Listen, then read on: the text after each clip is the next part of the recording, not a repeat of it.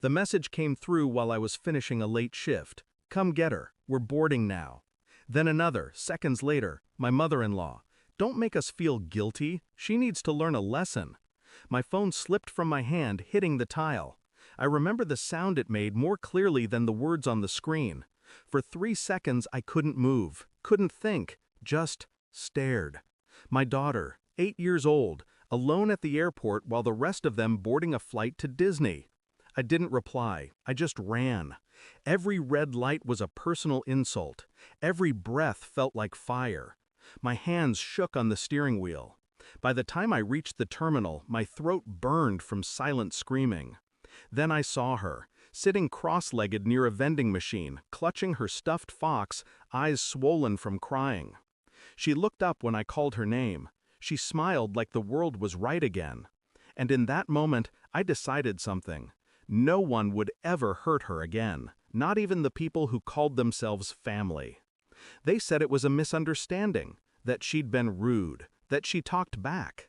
My wife avoided my eyes the entire time. She needs to learn consequences, her mother said, sipping tea like we were discussing homework, not abandonment. I stared at them, feeling the distance grow like a wall. It wasn't the first time they'd tried to correct her. It was just the first time they left her to face fear alone. Later that night, after my daughter was asleep, I asked my wife one question. Did you agree to it? She hesitated. That hesitation told me everything. Her answer didn't matter anymore. I lay awake for hours, the silence heavy and deliberate. My chest hurt from holding everything in, the rage, the disbelief, the cold realization that I was married to someone who could justify cruelty with a straight face.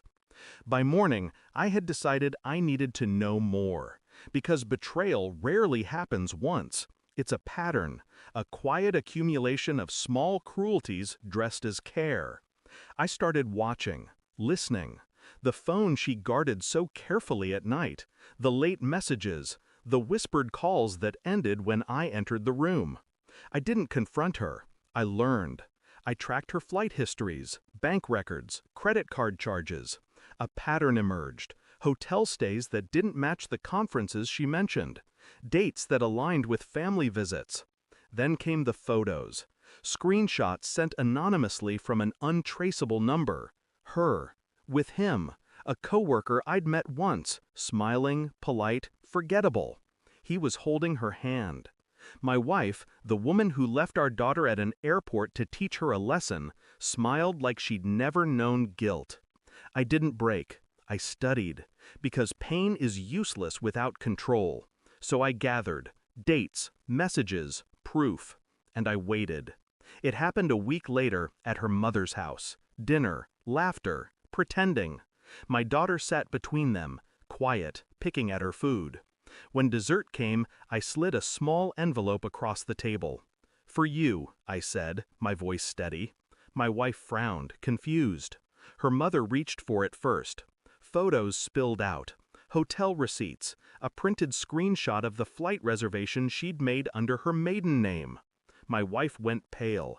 Her fork hit the plate like a gunshot. No one spoke. She looked at me, trembling. How long? Long enough, I said. The room was silent except for the clock ticking behind her. 60 beats per minute, each one marking the end of something that never should have begun. I didn't yell, didn't curse. I told her she could stay with her mother.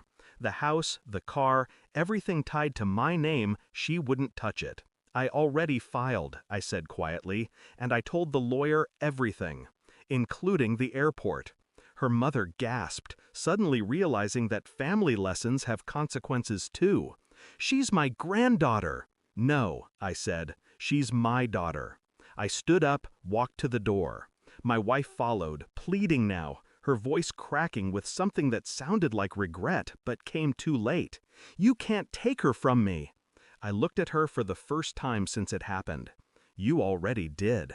Then I left. It's been 6 months. My daughter laughs again, though sometimes she asks why Grandma never calls.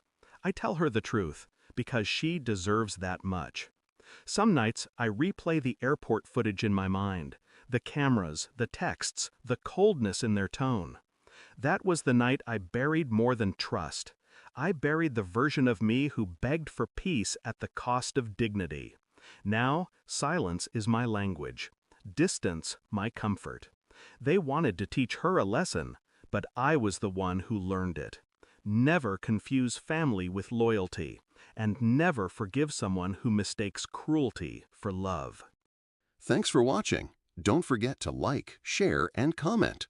Subscribe now to Cheating Stories Insight World for more amazing stories.